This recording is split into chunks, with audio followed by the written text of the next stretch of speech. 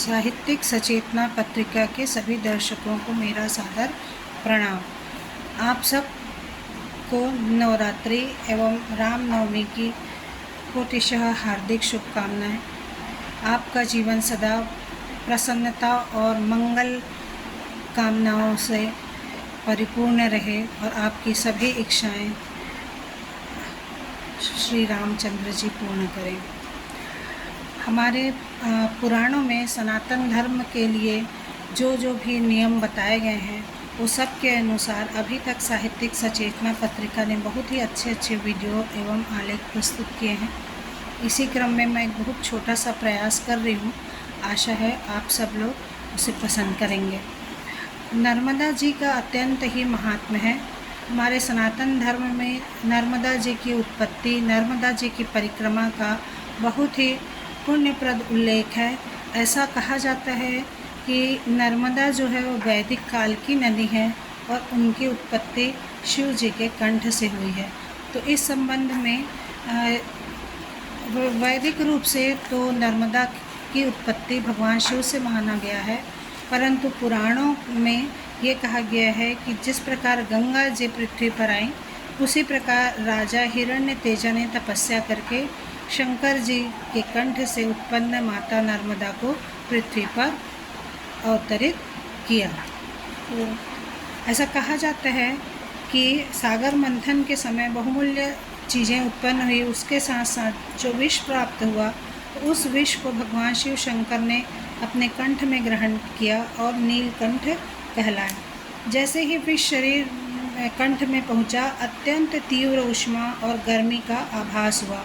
तब भगवान शंकर जी मैकल पर्वत पर आ पहुँचे। मैकल पर्वत पर शीतलता एवं शांति देखकर भगवान शंकर ध्यान में लीन हो गए और उस समय उनका कंठ नीला पड़ गया। उस ऊष्मा के तेज से भगवान शंकर के कंठ से पसीने की धारा बहने लग गई और इसी स्वेद की धारा जो है वह कन्या रूप में परिवर्तित हो गई। भगवान शंकर ध्यान में लीन थे और उसी समय श्री नर्मदा जी का उद्भव हुआ था। वह स्थान अमरकंटक नाम का स्थान था। इसीलिए माता नर्मदा को अमरकंठेश्वरी भी कहा जाता है। माता नर्मदा ने भगवान शिव शंकर की 10,000 वर्षों तक घोर तपस्या की। इस तपस्या के बाद जब भगवान शिव शंकर की ध्यान समाधि पूर्ण हुई, तब उन्होंने उन्हें दर्शन दिया और कहा कि हे पुत्री, मैं तुम्हारी तपस्या से बहुत ही प्रसन्न हूँ, मांगो क्या वरदान मांगती हो। नर्मदा जी ने कहा कि भगवान, यदि आप मेरी तपस्या से प्रसन्न हैं तो मुझे अमरता का वरदान दीजिए और यह भी वरदान दीजिए कि मैं जिसको भी दर्शन दूँ या जो भी मेरे जल का दर्शन मात्र ही करे तो उसके समस्त भौतिक तापों पापों का नाश हो जाए। भगवान शिव शंकर जी ने कहा कि हे देवी, ऐसा ही होगा। इतना कहकर भगवान शिव अंतर ध्यान हो गए और श्री नर्मदा जी अपने पूरे वेग से पश्चिम दिशा की ओर निरंतर अमर होकर बहने लग गई। इस प्रसंग में रेवा पुराण के मार्कंडेय पुराण में भी है और स्कंद पुराण में भी है।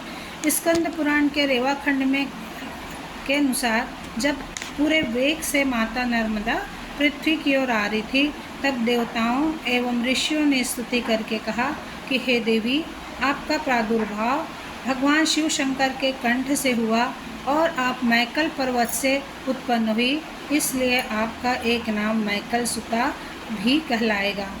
वशिष्ठ संहिता के अनुसार श्री नर्मदा जी माघ शुक्ल सप्तमी अश्विनी नक्षत्र और रविवार के दिन मकर राशि में पृथ्वी पर प्रकट हुई थी।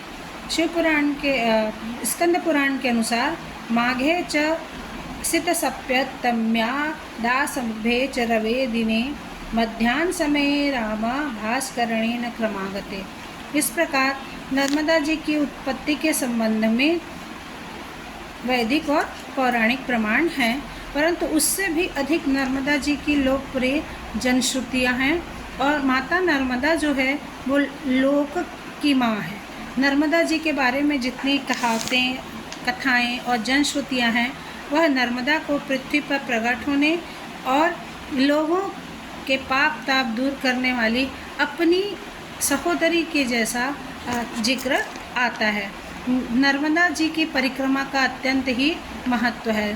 पूरे नर्मदा जी के मार्ग में परिक्रमा करने वाले श्रद्धालु कठिन परिश्रम करके अपनी अपनी श्रद्धा के अनुसार व्रत उपवास आदि करते हुए परिक्रमा को करते हैं।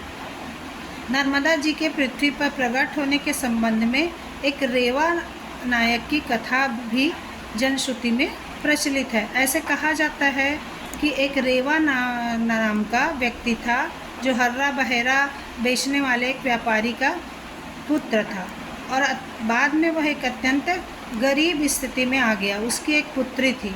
ये जो रेवा थी वो अपनी पुत्री के साथ मैकल पर्वत पर वनोपज एकत्र करके बेचने का कार्य करता था।